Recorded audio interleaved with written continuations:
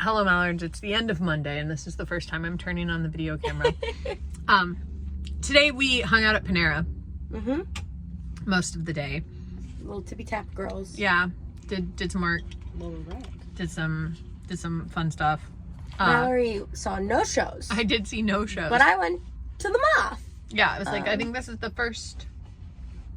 Well, it's the first day since Meg's been here, I think, that...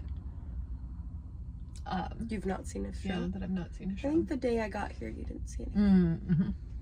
Mm-hmm. Okay, maybe the day. But yeah, the day you were. Today, it was not for lack of trying. Yeah. We got a little bit of a late start out of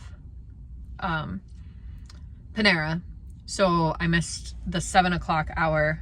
But then I wanted to try and see if I could see this one-on-one show. But there was no availability, which is fine. But Megan went to MOTH. What's MOTH?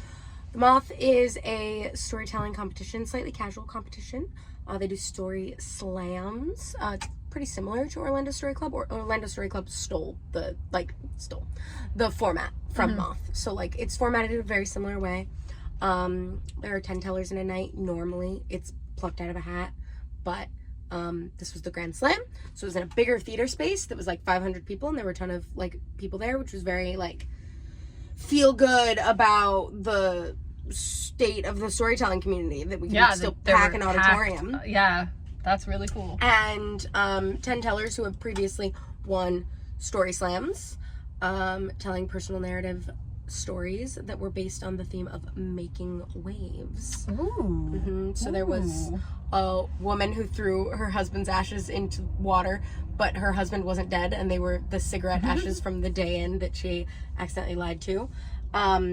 There was a woman who went on a cruise after she unceremoniously quit her job, after she lost her dream job because they were moving to New York and she didn't want to go, and then she broke up with her boyfriend because she didn't tell her boyfriend she quit her job, because she was like, I quit my job and I didn't want to tell him because I didn't think he'd care. I probably shouldn't be dating him.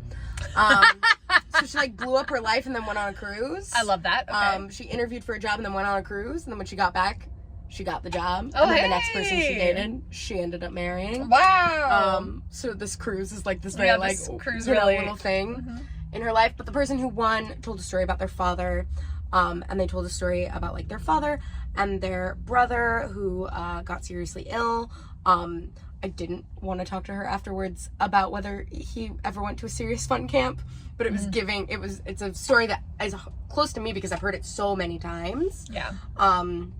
Working in camps with for kids with serious illnesses, but not only was it like a heartwarming and like very good story, but she structured it very, very well. So she told the story of excitedly like being ready to go surfing with her dad, and then she told about the sickness in like very like plain sentences, and we're like, my brother got sick, my dad no longer took me surfing, like but then she ended the story after her brother had passed with the same thing that she had opened the story with. So it was like just very well constructed, and it was one of the only stories in there. And the stories are only 5 minutes. Like, yes, they're 5 minutes. They had a violinist who played a little ditty at the beginning of the show, and then was you've gone 5 minutes.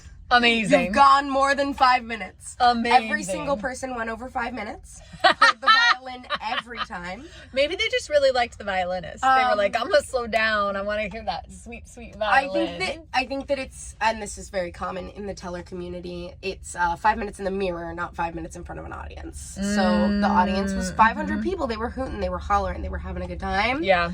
And your 5 minutes of content did not account for laughs. Did not account for all but of that. They all did. Like, they were mostly like very incredible as far as like no one reacted to the sound of the violin. Like, no one was like, oh, it's my time. Like, they just kept going. Everyone, like, you know, got all the way through their story, which isn't always necessarily a thing at storytelling events, like, because these are casual and they're someone who's picked out of a hat, and so maybe it's someone who like is afraid of public speaking. Maybe they get a whole story out and they win. Like, oh, that's fun. And one of the last girl had a very cute story about how one of her puppies was a contestant in the Puppy Bowl. Amazing. But she, when she was talking at the very beginning, like, started laughing at herself, getting nervous, and like the whole crowd cheered and was like, you can do it, like, everything's great, and then she hopped back on board. Whereas I feel like I've seen situations where they've been like, woo, yeah, you got this, and the person, like, that makes the person And then they're like, okay, fall I'm apart gone. even more. So yeah, definitely all like slam winners for a reason. That's fun. And the story that I thought like was really great and that I really liked the most is also what won. So that was cool. Nice. All right, so there we go. That's what Megan did, and I existed. And we will both see you tomorrow.